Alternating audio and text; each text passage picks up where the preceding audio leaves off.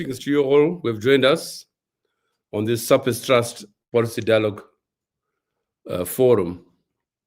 As the banner across the screen says, please support this program by liking this video and subscribing to our channel. Today we are looking at the Auditor-General's report, or the Auditor-General's reports of the last decade, but in particular the last one, the recent one, in the context of the series that we're having on the National Transitional Authority as the cure to the coup, as a cure to the sordid state of the state in Zimbabwe. We're pursuing this discussion at a critical time, and the auditor's report is only an indication of how bad things are on the economic and political front. A month ago or 2 months ago, we had a similar discussion where Tendai Biti outlined in great detail the extent of the malaise in the economy, the state of corruption, and so on and so forth. We're glad that he's back with us today. In addition to one of our regulars, Tony Rila. Tony Rila will outline the auditor's reports for the last 10 years based on a study done by Veritas, again highlighting the extent to which the state and democracy in Zimbabwe is in a bad state. The disdain for accountability, the incapacity for accountability, the lack of oversight, and the decline or the demise of the Public Accounts Committee, which when I was in government in the 80s was an institution to fear if you're an accounting officer in government, such as I was permanent secretary. But now, which has become virtually dormant in the hands of a largely dormant parliament. And not since the era of Tendai Biti, the last parliament, have we since heard anything alarming or of significance out of parliament. Indeed, to all intents and purposes, we have a state in which there's an unaccountable executive, a moribund legislature, and a captured judiciary. This is the nature of the state in Zimbabwe. And so to have our three speakers here, Tony Rila, first and foremost, as I've just said, to outline the Auditor-General's reports to illustrate the extent to which the state of Zimbabwe is no longer capable of accounting, even to itself. And then we have Tendai Biti to elaborate further on that, including highlights in the area of corruption, which is also a reflection of the extent to which the Zimbabwean state has become a sordid state in itself.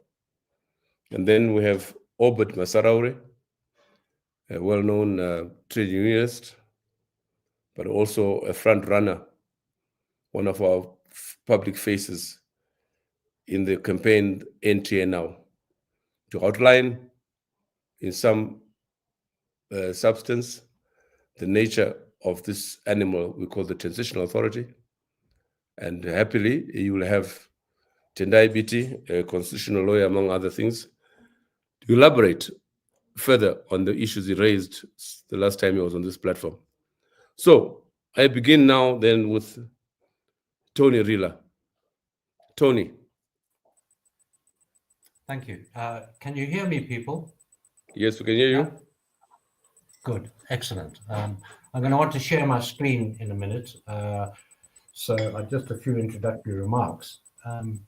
As Ibo just outlined, the demise of our democracy through the executive, the legislature, and the judiciary finally meets the bottom in the way in which the state treats taxpayers' money.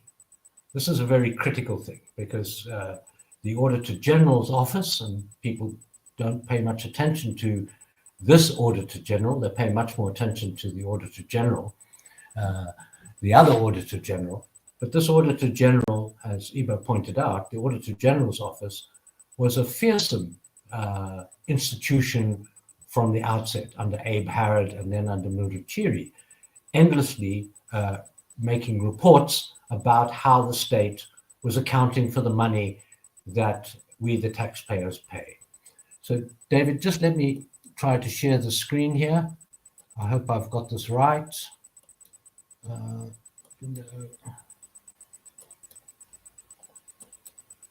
Hopefully, can people see that? Hello? Hi, can people see that screen? Not yet. David. Not yet. Ah, okay. Okay. Okay, I probably need to do something like full screen or something somewhere so that we don't have. Hang on a second. How do I do that? We can read it though. Yeah. Okay. That any better? Go? Yeah, you got that? Okay. Right. So I entitled it as "Where Was the Money Go?" A review of the reports of the Office of the Auditor-General, and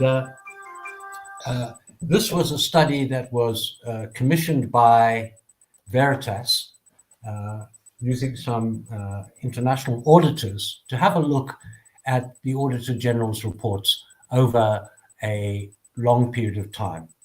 Now, the function of the Auditor-General's office, I think it should be more properly called the Controller and the Auditor-General, is established by both the Constitution and by legislation. And it's important just to look and see what they say, okay? To audit the accounts, financial systems, and financial management of all departments, essentially the entire state. So we have to know every government body is given money to carry out activities, and we have to know where that money goes. And that's standard practice everywhere. In business, even NGOs have to meet this. We have to audit it. And the key is, when you say what you did, does the money back that up? And secondly, and importantly, to order the taking of measures to rectify any defects in the management and safeguarding of public funds. And now what you will see as we go through this summary is a fairly startling picture. So just in terms of trying to explain some things, it's typical in auditing to produce findings and describe the finding. Unqualified means you pass, right? There are no problems. People are totally happy with you. Qualified means there are problems, and those problems can relate to a whole variety of different things.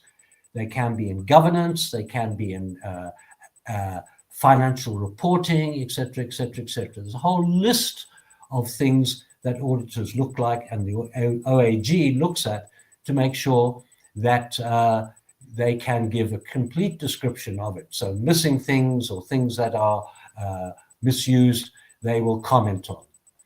Then they get adverse reports, which essentially is a you know, if qualified means that a bare pass, do better next time. Adverse means there are very, very serious problems. And a disclaimer means that we couldn't get any information to understand what was going on with the money. So against those backgrounds, those are the kinds of findings that the Office of the Auditor-General makes in every single annual report. The office produces an annual audit, and it hands that audit on to Parliament, and then Parliament and the state must take action on it. So, using that framework, unqualified, qualified, adverse, if you look at this piece of research of the 10-year period, 2015 to 2024, what you will see is that year by year they vary considerably. But the important thing is to look at this column at the end here, which is an average. So on average, half of the reports over the time get unqualified opinions. But you can see that in some years, it's much better than others. In 2021, the Auditor-General reported that 74% of all the bodies they audited, and that's the ministries, its departments, its local government, its parastatal, it's the whole lot. So they did extremely well. And what you can see from the high of 2021, there's a steady drop down to only 34% got an unqualified report rating in 2024. But you can also see that unhappy reports, if you want, qualified, adverse, and disclaimers, comprise the other 50%. So that's not a great piece of finding that over half of the reports of all the bodies that are given state money and our taxpayers' money get findings that are qualified, adverse, and even disclaimers where there is no information available. So the audit, this audit of the audit, if I can call it that, then went on to have a look at the findings. Okay, so what they attempted to do was to look at a series of themes: poor governance, mismanagement, financial irregularities. Okay, that's essentially what they looked at. That was the 8 years or so, 7 years or so to 2015. In order to bring it up to date, I've taken some of the findings from the subsequent reports from the OAG for 22, 2023, and 2024. So what do they find? And this is important. Overall governance, right? Poor governance, overall finding 1. Okay, these basic findings they found over the entire period of these 10 years undoubtedly exposed many authorities to significant risk of delivery failure. And that's very relevant in the context of 2 recent discussions about education and health: mismanagement, fraud, and corruption.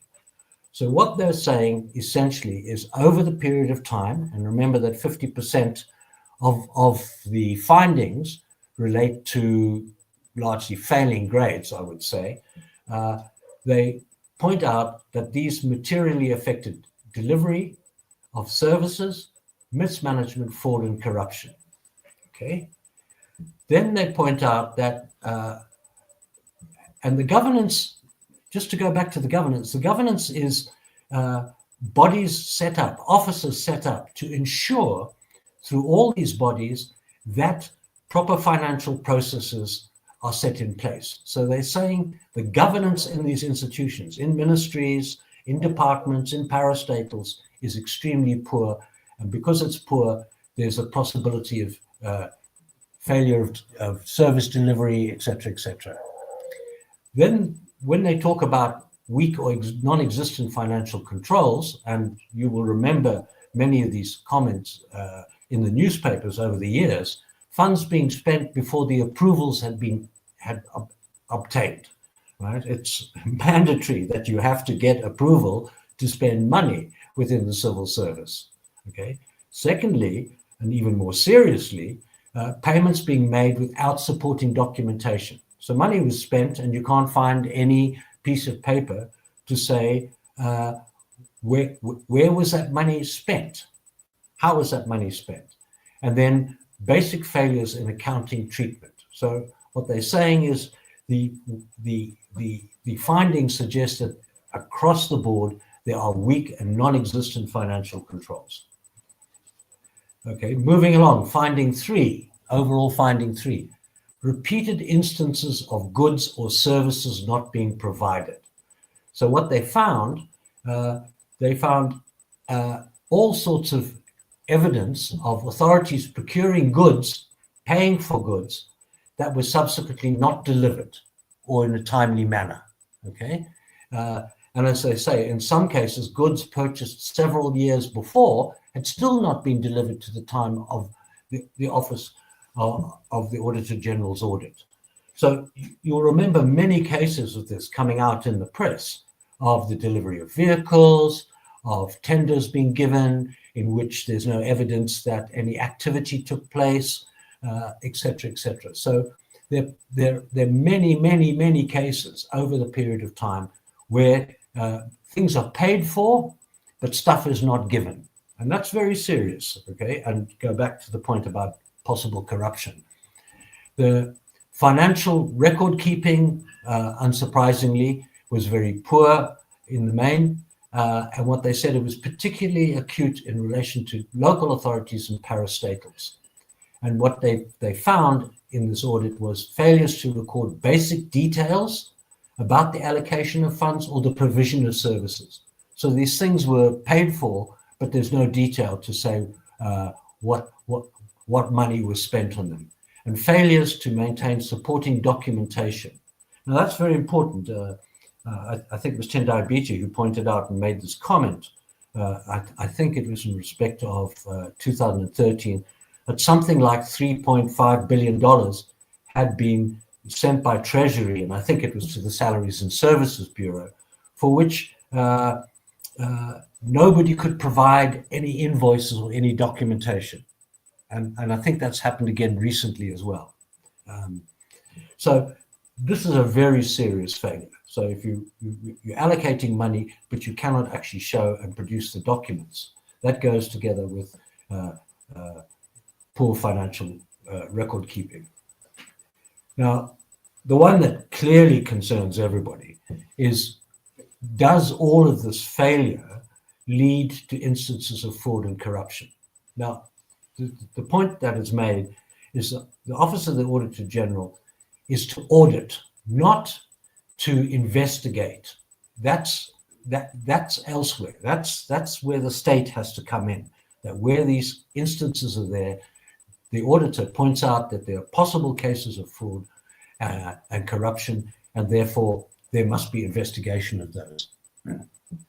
But as this review found over the 10-year period, instances of fraud or potential corruption, it identified significant weaknesses and controls in a large proportion of the authorities it reviewed that exposed the authorities concerned to substantial risks of fraud. So if you can't produce documentation, then you cannot disprove the notion that that money was corruptly used or fraud had taken place. And I think one of the things that was commented, for example, in the health policy dialogue was Henry Mazzarero pointed out that he felt there was significant fraud and had discovered significant fraud in the health system, in the allocation of drugs and medicines, right? Massive fraud there. That's the sort of thing where documentation that's not present allows you to infer that there may well be corruption there. And finally, a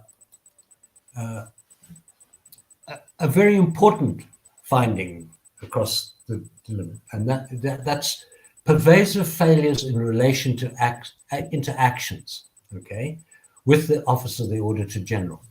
So if any of you out there listening has ever been through an audit, you will know that auditors are extremely scrupulous in demanding documents, right?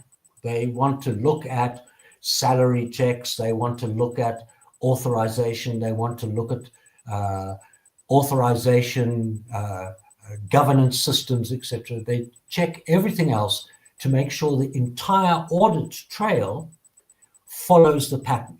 So from money spent, money given, money allocated, money spent, all the way up to governance, they look at that. And then what they commented in this evaluation, a repeated failure on the part of many authorities was a failure to provide records, accounts, or financial statements. So when they asked, where's the documentation for this expenditure, there was pervasive failures to provide the documentation. And the only implication can be that that money may not have been spent in the way that it's said. Excuse me. Now, as pointed out, the Auditor-General's job is to say what's happening with the money. It is not there to investigate. But the Auditor-General does make recommendations. In every report, it makes recommendations, and in every report, it goes back to the recommendations that it made in the previous year and said, we said your record keeping was extremely poor. We said that authorizations were too often absent. So all of these things we expect to fix, you to fix, right? That's internal to everybody, every single one of the ministries, departments, agencies, local government, etc. They get recommendations and they're told fix it. So then they go back in the next year and they say how many of those recommendations were addressed. And what you can see here is the percentage of the recommendations that were addressed completely, partially, and not addressed at all. And this is the startling figure, right? This is the startling data. There are 2 years where this data was not provided. But all the way up to 2024, only 36% of the recommendations made by the OAG to the ministries, departments, agencies, etc., only 36% of those were addressed. 19% were partially addressed, and overall, 45% of the recommendations were not addressed. They brushed aside. The recommendations are ignored completely. Now, that's very, very startling. And that speaks to the failure of accountability. If the body that makes the recommendations is wholly ignored, then the whole accountability process that's consequent on the Auditor-General making sure the taxpayers' money is spent wisely disappears. And that's extremely serious. I think one can't stress enough how important that data is. But what you will see is though there were years in which the findings were unqualified, nonetheless, the number of recommendations is not. So you get a qualified, an unqualified audit in a ministry. You will also get recommendations, and you'll pat yourself on the back that you went away with it, but the Auditor-General still found things that you need to fix, and they don't, okay? And you can see the trend there of not addressed. 45% of these recommendations are completely ignored. And one has to say that's very much a tendency in this government. If we want to go back to the reports of other commissions, let's go back to, for example, the Montante Commission on the election, where the commission made recommendations and those recommendations have been completely dismissed. So this is a failure in the accountability system of a very serious nature. So what does this mean? Okay, you've got persistent reports over a decade of inadequate financial management. You've got a persistent failure to address all the recommendations. You've got a persistent failure by government. Remember that this report speaks to the integrity of the government, the executive, the legislature, to say we're getting very bad reports about how we use our money. Let's take action. Let's jump up and down and do that. And that was partly the comment that Iba Mandaza made at the beginning here, is that the parliamentary body scrutinizing that report was feared. Ministries were in terror. if they got an unqualified report. Well, now it doesn't appear that anybody cares. So government is not certainly cracking the whip on this. What goes with this and the failure of recommendations and the persistent errors that they find is the probability of misuse and misappropriation of taxpayers' money. Now, we've had many seminars on the policy dialogue here about corruption of one kind or another. This is the central bit, because this is really incredibly meaningful to the taxpayer. We're heavily taxed, directly and indirectly, right across this country. We're now paying for radio licenses in our motor cars. All of that money goes into the fiscus to be applied to the benefit of the citizens. If the system cannot guarantee that it's being used widely, then taxpayers' money is being misused and misappropriated. It's also clear, and that came out, that the likelihood of poor financial management in MDAs, that's ministries, departments, and agencies, contributes to consistently poor delivery of public goods and services. There's been an outcry in the last 2 years of the diminution and the failure of the delivery of public goods and services. Where is that money going? That was the comment. Why do hospitals not have drugs and medicines? Why are teachers struggling with resources? Never mind the salaries. Where are all those resources going? And the final indication is that the state institutions are critically in need of reform. So at the beginning, Ibo raised the issue that if you're thinking about the state of Zimbabwe at the moment, it's a root and branch problem right down to the base. The system that the state depends on, the bureaucracy and the civil service, is shown by these reports to be in such dire need of reform, it's not true.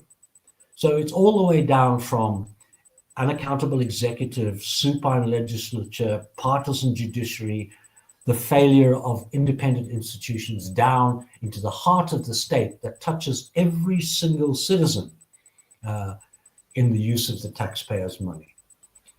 So finally, okay, as we're saying here, the broken civil service completes total system collapse.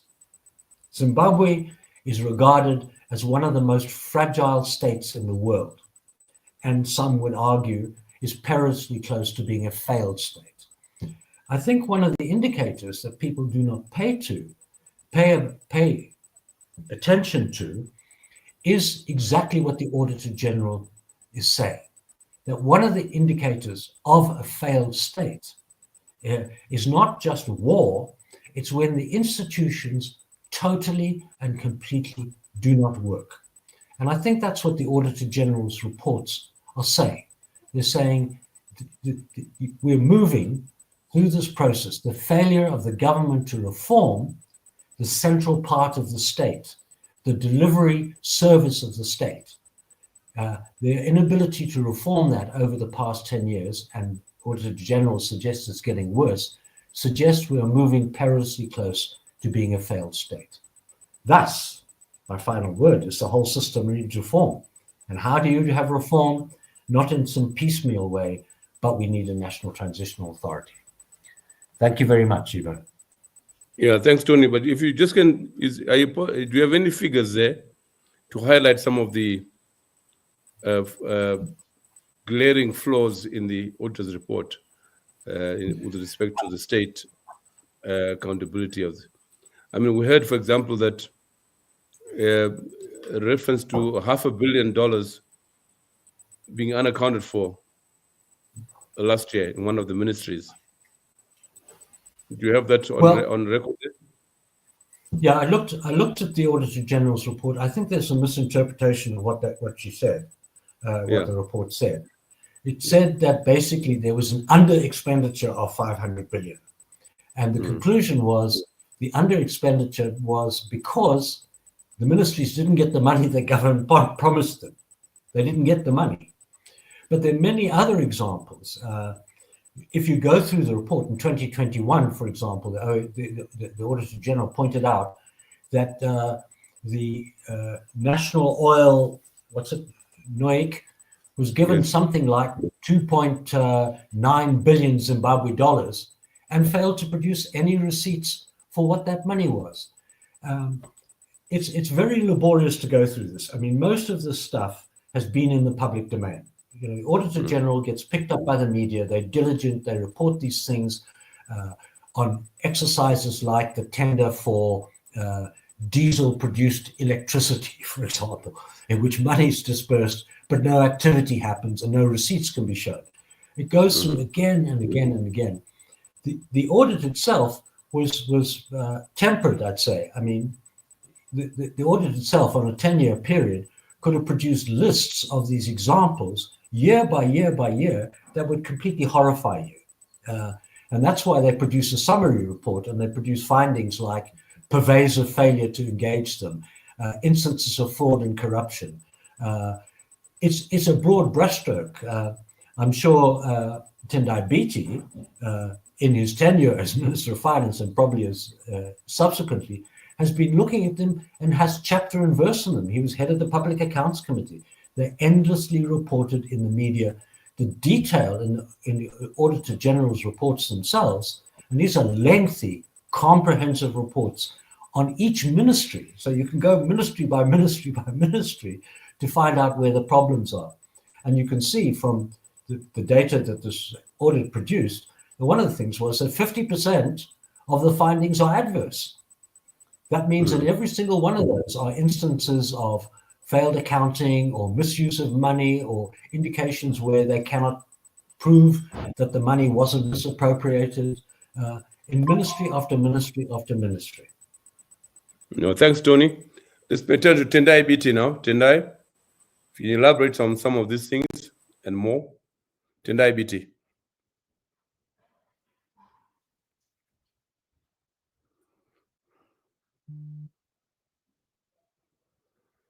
Right, Tendai?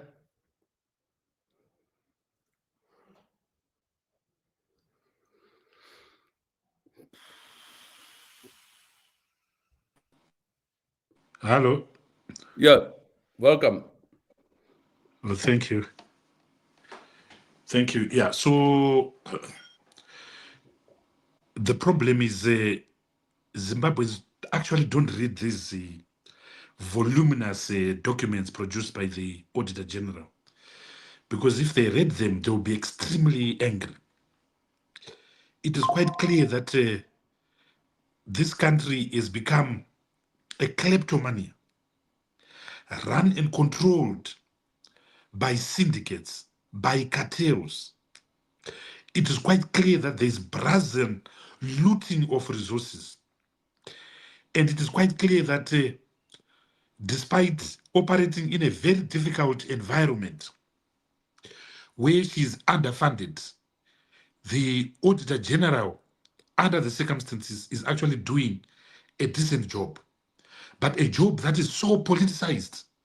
So one of the things that they've done is that even though Mildred Chiri, the erstwhile Auditor General, term of office ended 4 years ago, they've not confirmed Miss Kujinga, the Auditor General.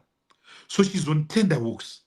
The people that confirm her is the Minister of Finance. But the Minister of Finance is the biggest mampara, is the biggest miscreant. So they are not confirming her in order to deliberately weaken what she can do. And if you look at her audit statements from 2020, an audit statement is a comprehensive review and status quo of the books of accounts of a country. In terms of Section 309 of the Constitution, every vote, that is to say, every ministry, every department, every agency must be audited annually. This is also confirmed in Section 6 and 10 of the Audit Office Act. This is also confirmed in the Public Finance Management Act from sections 30 all the way to sections 39. This government has been brazen in its abuse of the constitution, in ignoring constitutional provisions that are clear, that says every account must be audited. So if you look at the 2024 audit report, for instance, it does not contain the appropriation account of the Ministry of Finance. What is put there is the appropriation account for 2023. And without the appropriation account of the Ministry of Finance, we actually don't have a comprehensive audit, because the Ministry of Finance is the heart, is at the center of the budget. This has been happening consistently since 2020. And in the current audit report, the Auditor-General puts like 15 other ministries that have not provided for audit statements. But many of them, they actually submitted them in June of 2025. Yet by operation of law, she has to submit the report of the previous year by June of that year, which means the audit report for 2024 must be presented before Parliament and the minister before 30th of June 2025. So what she does, she has an annexure that says this ministry, at least they delivered in June, but it was too late for me to put. But with Ministry of Finance, there is nothing, there is no indication where they delivered, when they'll be delivered. And this has been happening for the past 4 or 5 years, particularly under George Guamatanga, particularly under Mutuli Ngube. Chinamasa, for all his sins, he at least tried to comply with the basic tenets of the law. So we are talking about the NTA here. One of the fundamental debates that must be inextricably connected to the NTA is the need and obligation to defend the Constitution, to protect the the Constitution, because at the end of the day, all the things that Tony Rila was talking about, all these omissions and commission, all these unqualified adverse report are breaching the Constitution, and the Ministry of Finance is at the center of that. I just want to give 4 or 5 examples of the way in which the Ministry of Finance has become rogue, of the way in which the Ministry of Finance is undermining the state, of the way in which the state has essentially become a kleptomania. The state has essentially become a kakistocracy. And kakistocracy is a combination of vacuousness and the appetite to steal, the insatiable appetite to steal. And that is what we are facing. So the first glaring thing is the failure to respect the budget. The Constitution creates checks and balances, and that is probably Britain's biggest legacy to its post-independent colonies. I was in government. You can't get a pen from an accounting officer because of the humongous levels of checks and balances you go through. You know what I'm talking about. You have been a permanent secretary in government. But so a budget is approved by Parliament. An appropriation account is approved by Parliament. The government is permitted, in the last 4 years, our average budget has been about $4 billion. It has been the case actually in the last 13 years, even when I was still there, our average budget is $4 billion. But lo and behold, through a creature euphemistically referred to as the unallocated reserve, the Minister of Finance has been creating a parallel budget that has been funding we don't know what, that has not been scrutinized by Parliament, that has not been scrutinized even by the rest of government itself, because the Minister of Finance has an obligation to make regular reports to his colleagues in cabinet. So in 2022, for instance, there was 647% over expenditure. In other words, there was a new budget that exceeded the original budget by 647%. 23, 254%. The current one, they've tried to obfuscate it. And part of the problem is that we actually don't have the appropriation account for 2024. But when you do your maths and your extrapolations, you actually see that it's something like a 500 billion percent. And one of the reasons why they've also obfuscated is that they record their books of accounts in RTGS dollars, not in US dollars.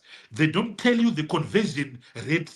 So you now struggle to try and fathom what rate that their exchange rate that they're using. And all this, the continued use of accounting in local currency is actually meant to hide the huge levels of theft that they are going through. But we know it from other forms of direct evidence. One of the forms of direct evidence is the financial adjustment bills that they've brought before Parliament, which were not passed. You remember in 2017, they brought a 10.6 billion bill for condonation of unauthorized expenditure. The following year, around 2020, they brought a 6 billion unauthorized expenditure. The following year, they brought 100 billion RTGS bill of condonation. When I was chair of the Public Accounts Committee, we said we can't condone before the Auditor-General has actually gone through these humongous amounts. That was the end of the matter. Those bills have not been settled by Parliament. So it's now brazen. It's now kusanyara kwacho kunotyisa. It's brazen. It's blatant. It's arrogant. It's a glorified impunity. Monotita say, what can you do? You can't do anything. And remember, if you read the public accounts report when I chaired, in 2017, we found that they could account for $2.7 billion. And on Christmas Day, on the 27th of December 2017, $1.5 billion was stolen, just disappeared. For Christ's sake, who steals on Christmas Day? But it has happened. It's on record. The following year, 2018, $3.5 billion. The following year, 2019, $6 billion.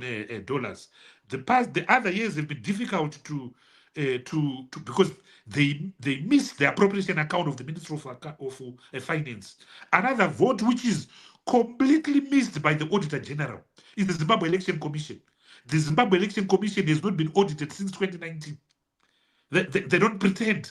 And we know the billions that have been channeled through there. We know the scandals that have been done through there. We know the vehicles that have been purchased through there. We know the small houses that are being financed through ZEC. So it's a state of affairs. So that's number one, the budget deficit or a parallel budget without supplementary budgets being brought before Parliament. When was the last time you heard Mutuli Ngumbe presenting a supplementary budget? When was the last time you heard Mutuli Ngumbe presenting a bill of condonation? It's years, it's decades. It's decades when Buyane Chagwa was still alive. So this is the tragedy. The second tragedy is the Ministry of Finance making direct payments to ministries. The audit report, if you read the executive summary, says the 1.9 billion, $2 billion, but they've an annexure F of that audit report, and I urge compatriots to read it. You'll be shocked to know that the total amount just for government departments was 1.9, which is 2 billion. The total amount for commissions, MDAs, was US 1.3 billion. So if you add 2 billion plus 1.3, you are already on you're already on 3.5. Then there's a figure. The variance for 2024 is 597, 718. This is where, Tony, the figure you were saying 519 has not been accounted for. This is where it is coming from, because there's a variance now between payments that have been made directly by the ministry and those that can be accounted. Ladies and gentlemen, this is a small economy. It can't carry $500 million. That just disappears into thin air. So when we say this is a kakistocracy, this is what we mean. But you'll be interested to know what are the ministries that in respect of which direct payments are being made. And I'll run this very quickly because it's important. Office of the President and Cabinet, 358,887. Variance 358,860. In other words, the Auditor General is saying, I have absolutely no idea where this 358 million went to. Another notorious one is finance and economic development. They made direct payments of 152,410,440, variance $150 million. So George and the company are making payments which the auditor doesn't know where are they going. This is exactly what I mean, that this is a kakistocracy. And what the Auditor General has done is to say, here is the information, but it's not going for me. It's not going to be for me to interpret, but the information is there. And I'm glad it's there because one day soon, this information will be used. Another cantankerous ministry is transport and infrastructure. Here, 256,689 was paid. 255,689,192.52 was paid. Variance, in other words, that which is not accounted for, is more or less the same amount, 248,000. Another cantankerous ministry is Home Affairs and Culture, 148 million, unaccounted for 148 million. Another cantankerous ministry is Public Service, 394 million, 384, unaccounted and unreconciled, 394 million. And then lastly, which one can I give? Higher education and tertiary education, 59. So direct payments, the Ministry of Finance can't make direct payments. They're not allowed by law. They're not allowed by the Constitution. They're not allowed by Constitution. They can only make direct payments in respect of those items that Parliament is allowed their vote to have. Obviously, they must buy tea there. Obviously, they have to buy coupons for their staff. They must pay for internet. So they also have a budget. But here now, the Ministry of Finance has become the center, the epicenter of payments. There's another thing which makes me cry, my brothers and sisters. It is debt repayment. It is debt repayment. Now, this you will not find it in the audit statement. You will find it in the audit statements that were presented by the Minister of Finance in December last year, 20th of December. You also find it in the statement that was given by the Minister on the 28th of July. As all of you know, our debt is around 22 billion. Some of us would argue that it's around $40 billion, but that's a topic for another day. Some of you will know that our major creditors, those that we owe a lot of money, are the World Bank, around $2 billion. The African Development Bank, it used to be 600 million. Now with interest, it's now around 800 million. The Paris Club of Lenders is around $5 billion. So World Bank, $2 billion, African Development Bank, $800 million, and the Paris Club of Lenders, about $5 billion. So the government long defaulted in the 90s, they long defaulted in the 80s. They stopped, they failed to pay their debt. So the government has been pursuing this high-level debt structured debt dialogue, which is a lot of nonsense, as I will illustrate here. It's a lot of nonsense because they've tried to decouple it from politics. But again, that's a topic for another day. Now, remember, when you fail to pay your debts, you are poor. That is why for a long time, all of you will know, Seguribo will know, poor countries like Zimbabwe follow the HIPIC program, the highly indebted poor country program, which requires that you are low income. You are low income. We are not low income. Our per capita income is now 3,000. They are now scoring an on goal because no one can give us a debt relief when we become a middle income. But that's not the point I want to make. The point I want to make is that for years, Zimbabwe has been making token payments to the World Bank. The IMF we cleared using STR, so we don't know anything to. Now, if you look now in 2024, these are their documents, brothers and sisters. They paid a token payment of $3 million to the World Bank, to the international, to the IFIs. They paid almost 500 million to what they call active debt, characters like the Afreximbank, characterized like China. And remember, their statements actually detail how much has been paid. But the bulk of the payments, around $400 million, has gone to the legacy debt of the Reserve Bank. This legacy debt consists of the amount of 1.5 billion that was assumed in 2015, and there have been two other debt assumption bills. The current stock of domestic debt is 8.3 billion. They are busy trying to pay this. But what is domestic debt? You've got 1.9 billion US dollars that has to be paid to Secunda for purchasing its shareholding in Kuvimba mining resource. Yet all of us know that the market cap of Kuvimba not so long ago was 300 million. How does it rise to 6 billion? Because 35% of 6 billion or 5.7 gives you 1.9 billion. These are the people that are being paid. The data assumptions that were taken over by the Minister of Finance from the Reserve Bank were never audited. So characters are being paid. In 2025, this year, they've already paid 286 million. Gentlemen, this is fraud.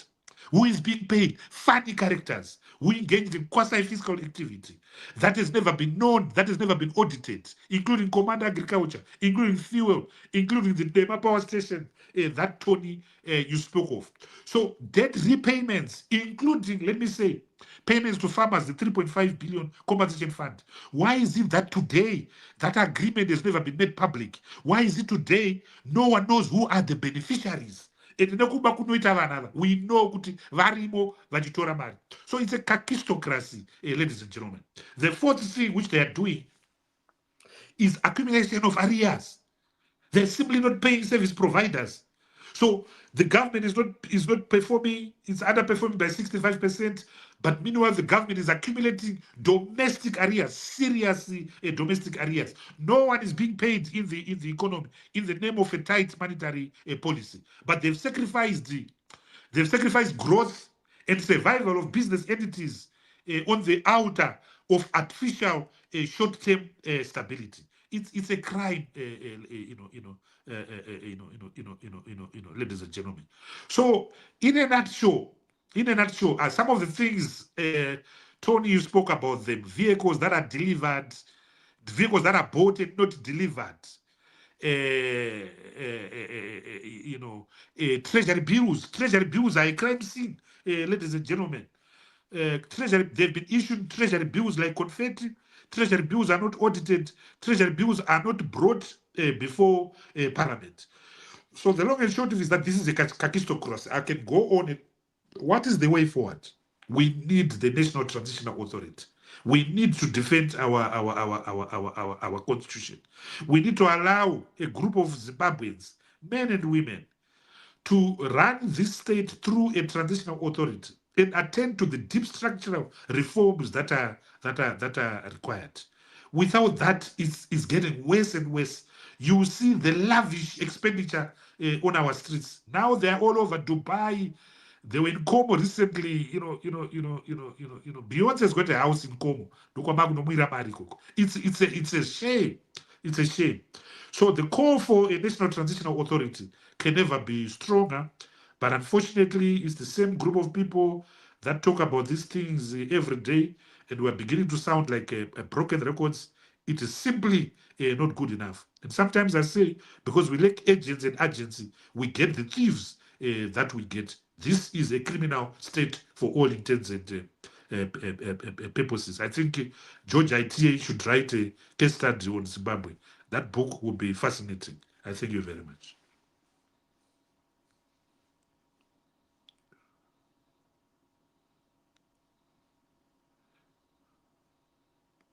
It's frightening, really. Tonight, this is frightening stuff. Very frightening. I'm glad this is being recorded, and we're on YouTube. I don't know what to say. I'm shocked. You have given us similar figures for corruption figures. Is there any relationship between the figures that you have given us in the past, which was roughly 7 billion per annum since 2017, 2018, and the amount of money being stolen, if I can put in inverted commas, stolen through the kind of misdemeanors in the Ministry of Finance. Is there any correlation, or are these separate figures, which, if put together, amount to double what you have just given us here? Well, remember the prosecutor general herself said 3.5 billion is being lost in government. Another government agent said 6 billion. So these figures are real. I was speaking to some senior official the other day who said someone very high has stolen $2 billion in the last 2 years. And we know it. They're buying houses in Cape Town, a Wall Street bought in Cape Town. There are people that are only physically in Zimbabwe, but look at the color of their skin. They're in Dubai, they're in Como, they're on Greek islands. That is what this country has become. It's sad because 76% of our people are living in poverty. It is sad because our hospitals are not functioning. It is sad because now we are on 16-hour load shedding. It's sad because schools are opening 2 weeks. In some provinces like Midlands, 60% of the kids won't go back to school. In November, kids will be writing exams. More than 40% will be unable to write their exams. All of us here drive. You have to change shock absorbers every 2 months. Because with great respect to the Democratic Republic of Congo, we've become the pothole capital of Zimbabwe. I was coming from Chendambuya a few years ago from a funeral. The road is a death trap. The road is a death trap, and these cartels are controlling the commanding heights of the economy. They are in fuel. Fuel is a $4 billion industry. Now they are in supermarkets. They've acquired First Mutual. They've acquired this bank. They are into construction. The Trababarasi interchange is Exhibit A of blatant corruption. So it's a disaster. Now we see Mugabe. Mugabe was some kind of gatekeeper to control his dogs, to control this mafia. Now they are flagrant. They are children. They are mistresses. It's a shame. What a shame. Sure. Now, you mentioned that we have been discussing the transition authority a lot, and maybe I'll come back to you on the constitutional and legal parameters and or provisions that are required thereof. But before that, I would like to get Obert to come in now. Obert, you have a picture painted for you. You hardly need a rationale to describe a state that has failed, as Tony and has said, and as BT has frightened us beyond anything one can imagine. That we don't have a state. I'll just call that term used Tendai. I'll just spell it. Catastocracy. Yeah. A government by the West for the West, kakistocracy. So it's a government of foolish, vacuous people that also steals. So you've got a kleptomanic state that just steals. Then you've got a kleptomanic state that is stupid. That becomes a kakistocracy. We are under a kakistocracy. How do you spell that? K-A-K-I, kaki, S-T-O, O-R, sorry, C-R-A-C-Y, kakistocracy. There's a new. But you are the professor. You are the professor. I'm just John Spadura from Dotito. Obert, come in, Obert. Thank you so much, Prof. And thanks, Nkoma Tendai. And once again, when Nkoma Tendai is speaking, we almost cry to realize how billions are being looted. But what is more shocking is the lack of urgency in a country where our citizens are simply looking on and going ahead with their private lives as if nothing is happening. And also, most shockingly, is the muted response from the state when the report itself is produced in the face of all this evidence of massive looting of our wealth. So I'm just going to attempt to try to give a background of why I think the citizens, there's no agenda among citizens. Then I'm also going to try to speak to why there might be no, why the state is muted, and then try to give my view on how the NTA can come in and what the NTA can possibly do to deal with this situation. So, in short, what we are witnessing is that state institutions are captured and hollowed out, but the citizens are disillusioned and they lack collective agents. And what we have as a result is political paralysis and poor accountability. But this captured state is legitimized by some dominant narratives where they've mastered the art of external blame, and also what then Miles Tendi terms the manufactured patriotic history, which they always keep on imposing on people and mislead them. But we also now have a very weak media and very much compromised state institutions. And again, we insist that the only way forward is a time-bound NTA to restore constitutionalism and institutional capacity. And maybe also to try to work on a meaningful devolution to bring governance close to people, because we believe if you reduce the chain of accountability, those who are seized with the delivering can become more responsive. But we also try to deal with the issue of procurement, which I believe at a personal level that there are more reforms that can be done in that area. But I think I want to remind viewers of what happened in 2015. So at some point, President Mugabe then stated to the nation how the nation lost 15 billion US dollars in potential diamond revenue.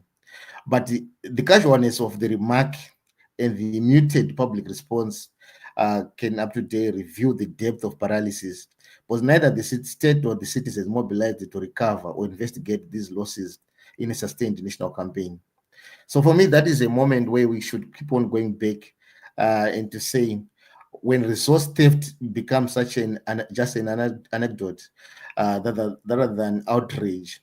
So what then it becomes is the norms of public accountability have completely been eroded. But how do we end up? How did we get to this particular point? I will maintain that it is everything to do with how the state was created and the later repurposed by ZANU-PF. So you will recall that the colonial design, which I continue to refer back to, that initially it was a statement to secure minority privileges and to render the majority politically marginal. I think it is a case which has been sustained even post-independence. After independence, the state then was rapidly co-opted by the ruling party. Instead of becoming a neutral guardian of the citizenry, the institutions were reoriented to save the partisan survival of the ruling party ZANU-PF. So what then began as a liberation project shifted towards party rule.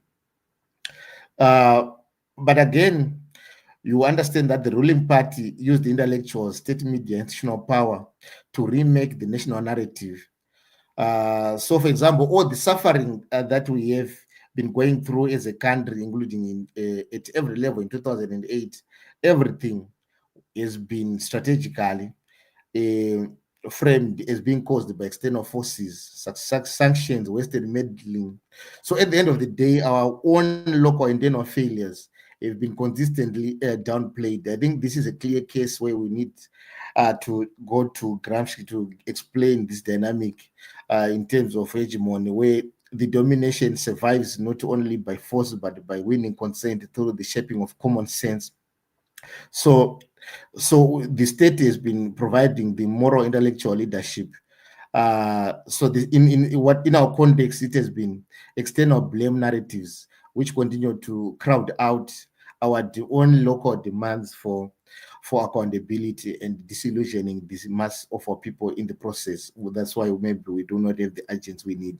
So at the end of the day, you look at the patriotic history, like what Matendi calls it, which is used to obviously to by those who are in power to try to tell the story in a different way, substituting public debate.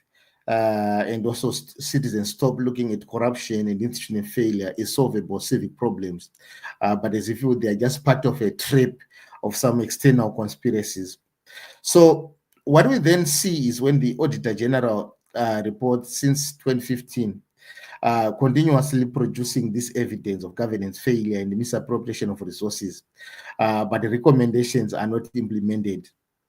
And then you go and look at how the media is responding. We used to have a very robust media in the past. I understand it was the Chronicle, which exposed the Willowgate scandals in the 80s. But that was state media giving public information. But now, if you are going to be looking at the context, it is now muted or co-opted. So now there's no reputational cost for those who are engaged in corruption, because then in the past, you will recall that there was public anger, and then there were official inquiries, and then some officials were shamed and then removed from offices. But we no longer have that robust state media that would play that role. So we are once again reminded that is this kind of state failure has reached a point where our media itself focuses on exposing someone who received $100,000 from George Soros for whatever work they receive it. But there's nothing they don't care about reporting someone with, like what Comrade BT said, to say someone who is pretending to be paying back a debt, but using that debt repayment as a route to siphon resources out of treasury. That is never reported, but we will get a lot of stories about how George Soros is trying to sponsor regime change. So those kinds of narratives, the state itself is focusing on the wrong things, ignoring the most fundamental issues. But we continue to insist that through an NTA and then eventually devolution, we can be able to deal with these issues. We've seen the success of devolution in other jurisdictions, like if you go to Kerala in India, which is now the highest human development index in that particular country, just through devolution. But now, just going through where we are now, what we've seen now, we are in a fix of different frames in the frozen agencies. So, for example, the opposition in the past, I don't know if probably would dispute, has been on this narrative, on this path to say ZANU-PF must go as a way, hoping that an electoral victory will cure all the problems without even going to institutional reforms and just focusing on the mere change of who's going to be driving. And in the process, when Mugabe announced his 15 billion was lost, it just added to the list of campaign messages to say ZANU-PF is stealing 15 billion is disappeared. That is why we removed them without a concerted effort of building a citizen agency. And this is how we have lost it. But in the same process, we have the ruling party continuing with its in a framing where they are deflecting and blaming the West on everything. And obviously then the civic society also disappearing in the process of bidding for donor funds, and every program is linked to donor funding. And this is how we have this process where citizens are not mobilized, and then citizens are opting for their private strategies for survival, and they never survive through those private means.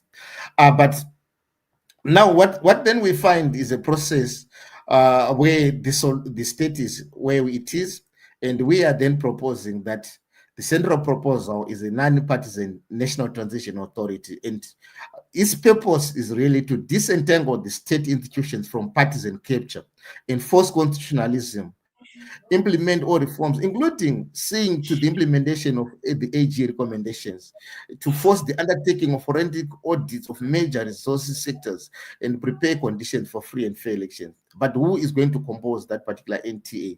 Obviously, our proposal remains that we need the respected civic leaders we can even have retired judges. We need technocrats, accountants, economists, obviously with a regional balance, and then this should be strictly time bound. We should be able to exclude active partisan office holders who are vying for political offices in the immediate and the other immediate electoral contenders. But what are the mandates of that particular board? We should be able to clearly define a time frame and a legal basis, and public reporting mechanisms, oversight mechanisms, among other things, because there are a lot of risks that then comes with these particular processes. But when we have, of course, I wanted to go through, I can go through just briefly to say maybe in the first 6 months, this board then seeks to secure a legal basis and public endorsement, freezes suspicious contracts and secure records, immediately protect all evidence in all mismanagement of resources, among other things, start forensic audits, among other things. So, but in the medium term, in the long term, I think we can always, I have proposals that I have, but in the interest of time, and I've also listed some of some risks that can be already be foreseen in my proposed mitigations. But basically, this is all from where I stand. I wouldn't want to go deeper into those risks and mitigation unless you want me to go through, I can go through them. But basically, this is how I see things from where we've come from and how we can break through this impasse and get Zimbabwe working again. Thank you.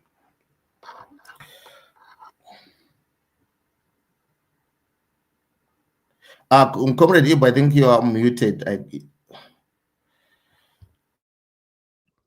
Yeah, sorry. Thanks, Tejara. Thanks very much.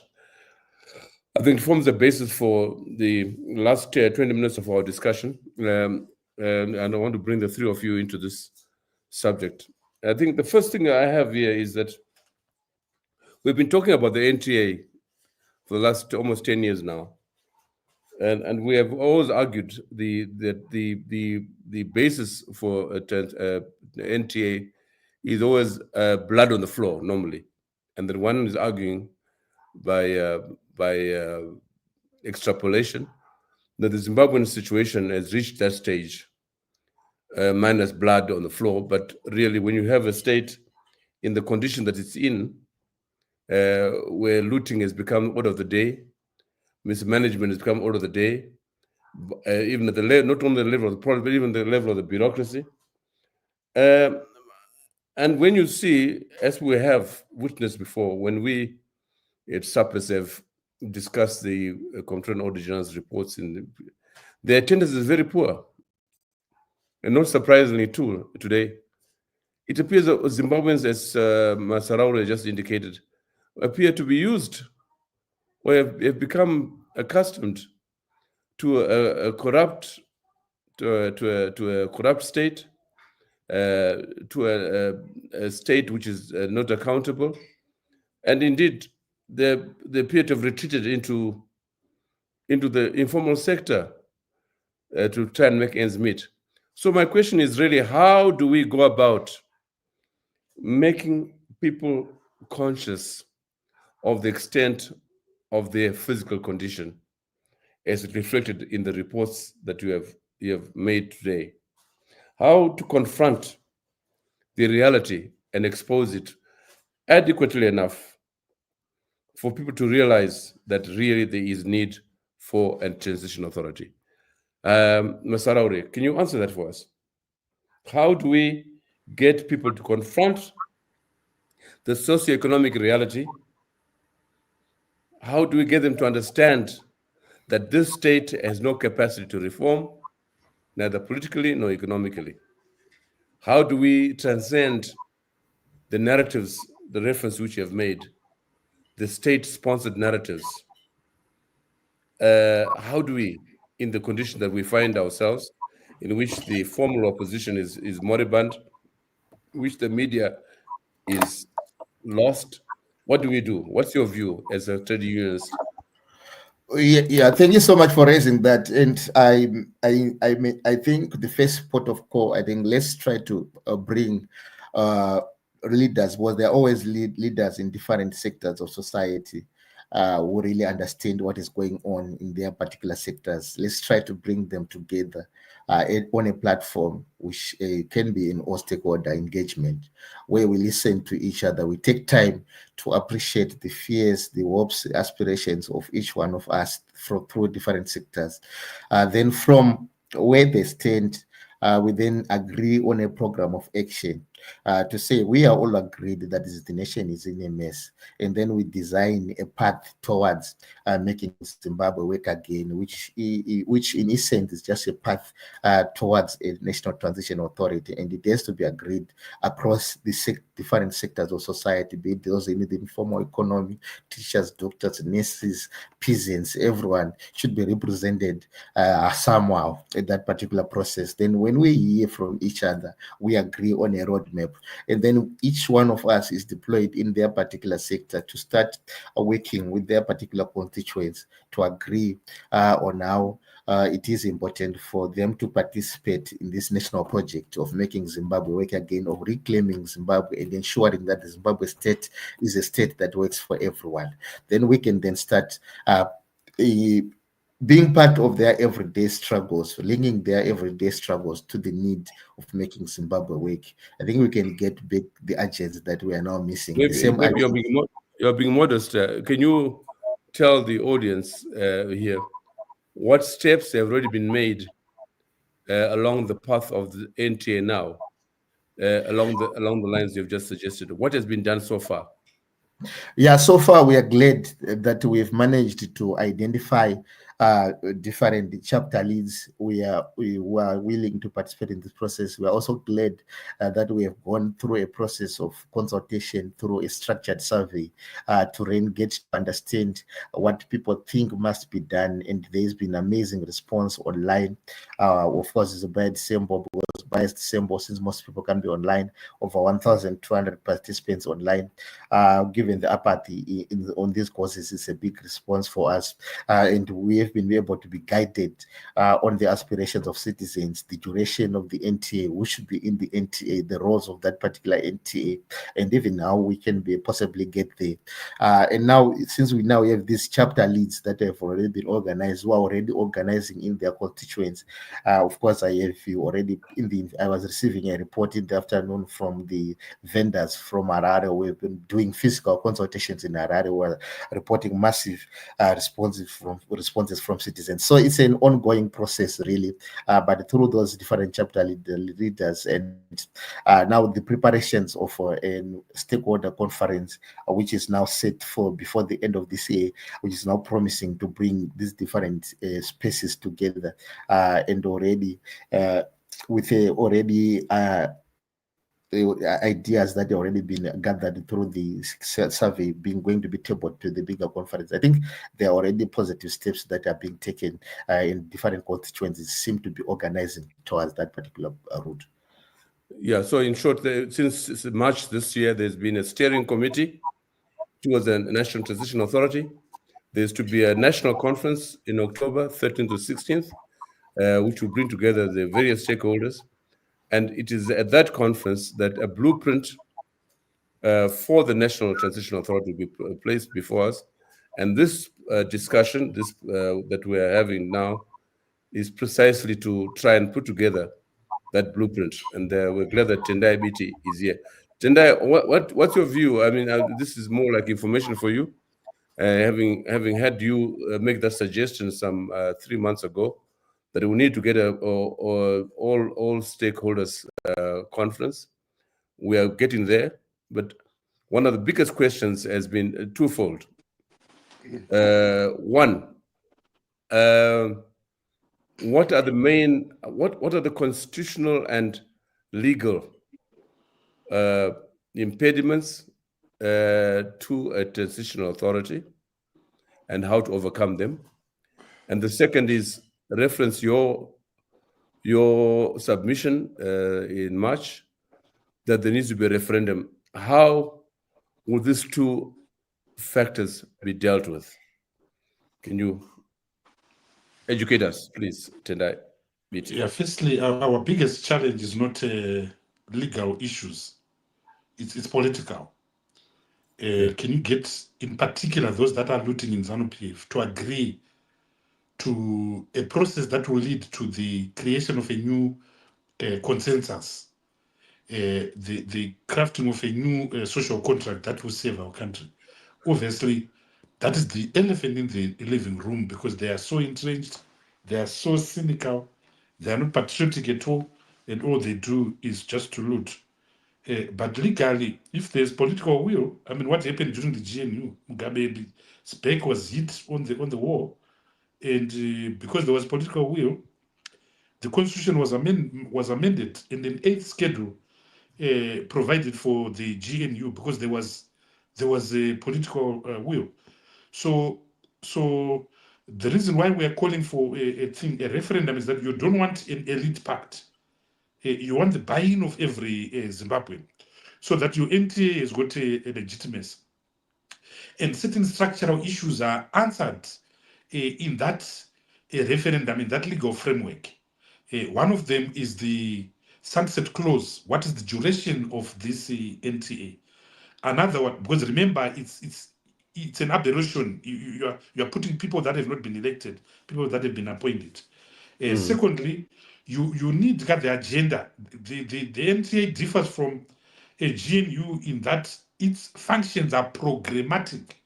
So right from the word go, it will have 100 things on its table. It could be economic reform, it could be the debt crisis, it could be currency reform, it could be the ease of doing business, the horrendous tax regime. That's just on the economy. The debt crisis, that's just on the economy. It could be the issue of devolution, which has not been implemented. It could be a look at the electoral system. Everywhere where I go, people are frustrated by the first past the post system. They want to see power being diluted, and they want to see a proportional representation. So that's clearly a constitutional issue that the NTA must attend. Issues of development, issues of the environment. So it will have its hands full, but it must be programmatic. So that has to be sold to the people of Zimbabwe. Then, most importantly, who is going to scaffold this NTA? It needs guarantors. And Zimbabweans are powerless against ZANU-PF unless the army is on our side. So we need the external guarantors, whether it's SADC. I can hear the murmurs of skepticism. Whether it's African Union, I can hear the murmurs of skepticism and cynicism. But you cannot have this process without external scaffolding. So hard questions have to be answered. And as I said in the last meeting, we have to pay attention to detail. We have to pay attention to the smallest of detail. If we don't do that, this NTA will suffer the same fate that the GNU suffered, where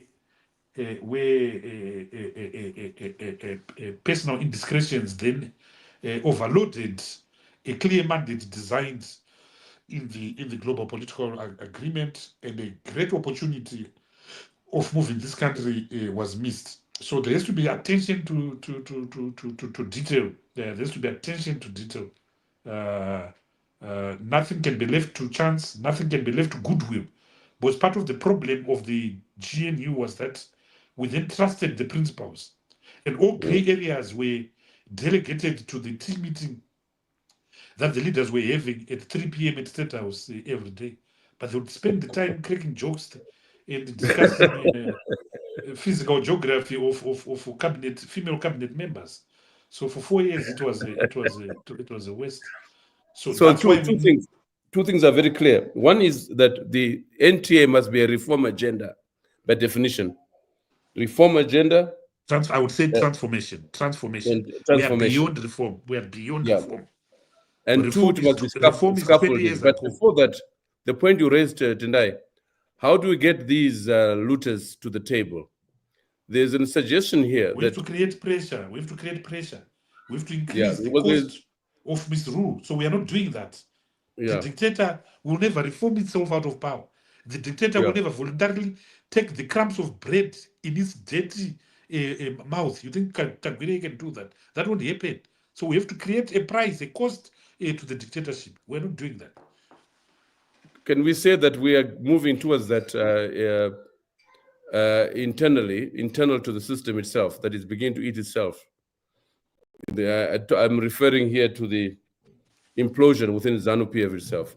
To what extent can one say that would create the conditions on the basis of which the population at large and the NTA in particular can capitalize? Isn't that the problem?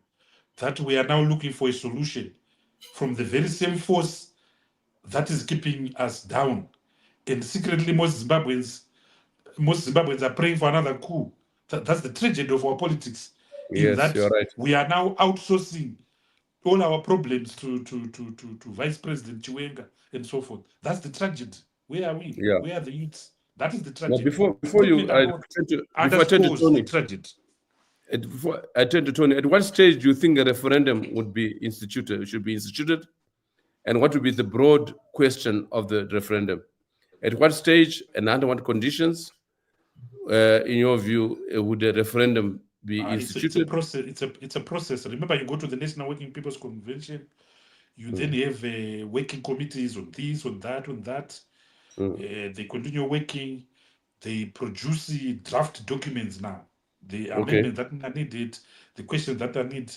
So you have a second National Convention to adopt the reports of the working committees, and then you are now free to implement whatever is agreed. What comes first is obviously it has to be a referendum, adopt of the constitution, and the appointment of the NTA and so forth. So it's a process, but it has been done. I mean, we went on the negotiating table for years during the GNU. It was a process from 2007 to January 2009 when President Motlanthe then did what he did to make sure that the late and great Morgan Tsvangirai had signed an agreement that had so many gaps, but that's history. Yes. Tony, you want to come in here? Tony. Yeah. I want to start with the citizen and your comment that hardly anybody's watching. Okay. And why aren't they watching? Because I think the data tells us that the citizens lost all faith in the state in 1999. It's continued. They do not trust the state, the government, the officers of the government. They do not trust political parties. What's missing in trying to think about the way forward is something that gives the citizens vision. And I'm glad Obert raised the survey. The survey is very interesting. It might be skewed, but nonetheless, 75% of the people said a transformational process is the only way forward. So vision is what counts internally, and internally matters because if there's no internal response, the practical problem that both you and everybody else has is why would the state give up power? Well, they would give up power in two reasons. One is that they quite clearly have, as hopefully I illustrated, that the state is broken so comprehensively that it is just a nicety not to call it a failed state. It's not a failed state, it's a mafia state where people are just stealing everything and leaving everybody else in the margins without public services or any support whatsoever. Everybody in Zimbabwe knows that. Petrol attendants, vendors. Yeah, Tony, sorry. The question is this. How do we get the state actors, the looters, if you want to call them that, to the table? Under what conditions can we even begin talking about instituting the referendum? How do we get them to the table? We are on the route towards a all stakeholders conference, and we have been given we have Tendai second time now mentioned the idea of working committees around various subjects, and even if we have to follow the model of the pre-GNU process, we have agreement, a consensus among ourselves for the last 3 months that the NTA must be a reform agenda, a transformation agenda. All that is there. But how do we break the camel's back? Especially at a time when it's yes. Yeah. You start with a vision of possibility. I mean, in the endless policy dialogues over the last 5 years, since COVID, when policy dialogues became virtual, we have listened to people talk about what's wrong. We've never had a vision. This is a new vision. A vision is for a transformative process that the people can support. The survey says that. Every place you go to, people say they do not trust anybody to implement any kind of reform of the magnitude that will reform the state to give people different lives. That's the concept of the NTA. So the first thing is to sell the notion of a different way. Everything about Zimbabwe has been negative. You know, the whole political party's position is we can do better because the ruling party is bad, useless, incompetent, violent, whatever it is. That's a negative campaign. This is the first positive campaign that I can think of since the NCA, and because both you and I are old, since we heard one man, one vote. This was a positive campaign. So this thing has legs. It speaks to people and they understand it. They know they need reform. So the first thing is to articulate an idea that has a different future for people. And that future for people is desperate, because I was outlining why it's so desperate. The second thing is that unless, or not unless, it is undoubted, we've been through that, Tendai outlined the way in which the state is going to fail. It is undoubtedly going to fail. And you raised the issue of blood on the street, which is a really horrible prospect. But you cannot just keep going on impoverishing people, making their lives miserable, and you think that they won't respond. Both you and I are old enough to know that that won't work. So at some point, chaos is going to happen if something else is not on the table.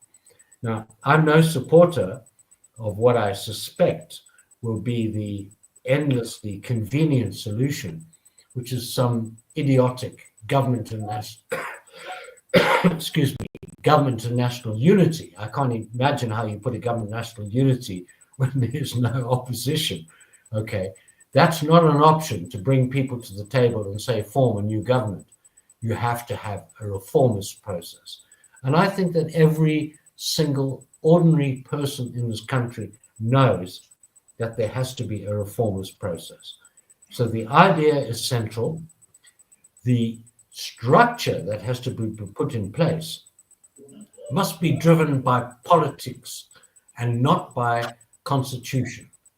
What we have to have is a vehicle that changes the dismal position that we outlined today. The state is broken from top down to the office of a local government official. That's how badly the state is broken. So it needs reform. And that reform... So, Tony, your last word, 1 minute. What way forward from here? Your last word for tonight. Yeah. The way forward from now, as we move towards the national. We have to persuade people that there is a vision of possibility. And that vision of possibility, if, as Obert pointed out, has mass support, then the country will listen The region will listen and the international community will listen. Thank you. Thanks, Tony. Tendai, your last word for tonight.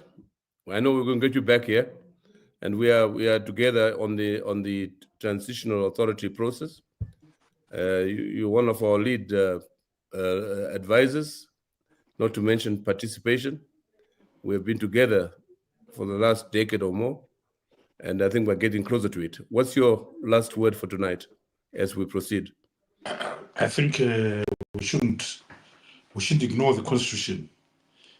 People died for it, so it has got certain things that can defend us. It has got certain things that can allow us to be on the front foot. So the struggle towards transformation cannot be done exclusive to the struggle towards protecting constitutionalism and the rule of law in Zimbabwe. Thank you. Thanks. So Constitution remains the bottom line, guideline within which we can have it amended and here and there improved as you have suggested, the electoral system, some of the things which were overlooked in 2013. But I think the Constitution must remain central to the discourse. Tezara Masaraure, your last word? Of Zimbabwe, I just want to remind them that all the challenges that we are facing, if you are looking forward to have electricity, if you are receiving a poor wage and you want a better salary, every challenge that we are facing is linked to the process of transforming the state to be a state of everyone. As long as we don't get to that level of restructuring the state, these perennial problems will remain part of us. And it is incumbent upon us to be engaging all citizens across all walks of life to help them appreciate how their lived struggles are linked to the urgent need of transforming the state. And it is possible to transform the state, but it is going to be transformed after a struggle has been waged, and that struggle is not going to be performative. It's going to be a struggle that should be rooted in the hearts of minds of all ordinary people, and we should be all prepared in our different spaces to organize towards that transformative change. Thank you, Tezara. Thank you very much. I think this evening we sought to use the Auditor-General's reports as a basis for projecting further the idea of a transitional authority as the beginning of a process towards a reform of a state which is in dire need of transformation. And we have, following on the March discussion in March, moved closer towards defining the major parameters of this transitional authority as a reform agenda, the transformative agenda. We've also moved closer to the process, the national conference in October, which will be presented with a blueprint of this NTA, what it is, what its agenda is, how the members of the transition authority will be appointed, and to whom they will report, and of course the referendum, how the major question to be raised in the referendum, and last but not least, how the NTA is to be scaffolded, undergirded to ensure success. We had in 2023 came close to have a national conference in South Africa in June 2023, but we didn't have the requisite support because we thought South Africa would support us in that. So now we've been forced to come to ourselves and form on a sufficient basis, sufficient public opinion base to proceed with the national conference, around which various stakeholders can set up the process towards what Tendai has described as a grueling exercise, which will find us stronger as the NTA is instituted. At that stage in 2023, we had the idea of elders, constituting of local elders that are well known in our society, elders from the region, former presidents, legal minds like Willy Mutunga from Kenya, and international bodies, international personalities, with people like Robinson, former human rights, with people like Matthew Niehaus, former Australian ambassador to Zimbabwe, and so on and so forth, with various names. But these are important in the long term, as we at home prepare arduously, and we are really working hard at it, as Ms. Masarauri has indicated. So on that note, I'd like to thank you again, thank the three panelists, Tony Rila, Tendai Biti, and Obed Masarauri. And in conclusion, just to say that on the 11th, 2 weeks' time today, we're having a policy dialogue on the situation in the mining industry.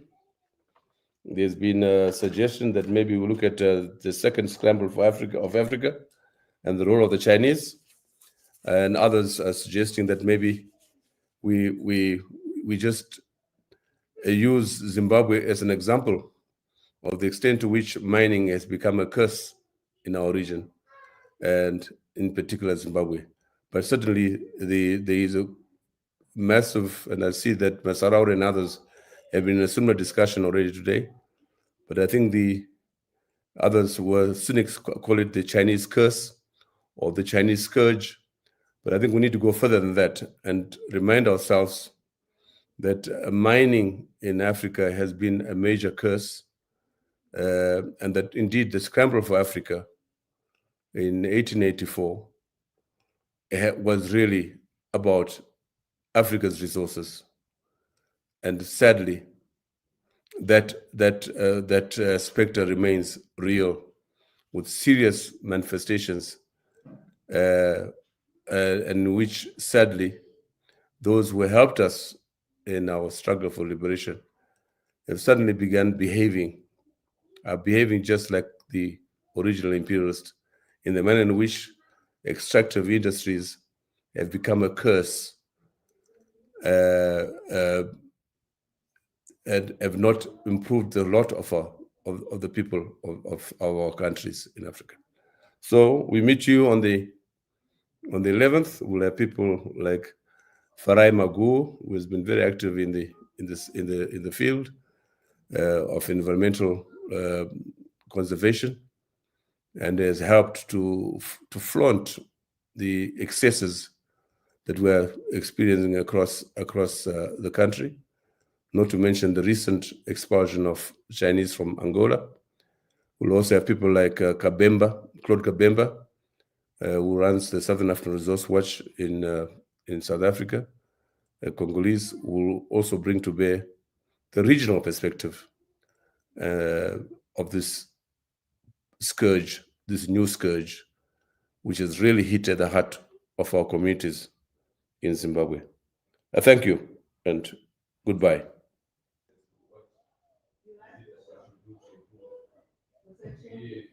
Maybe more.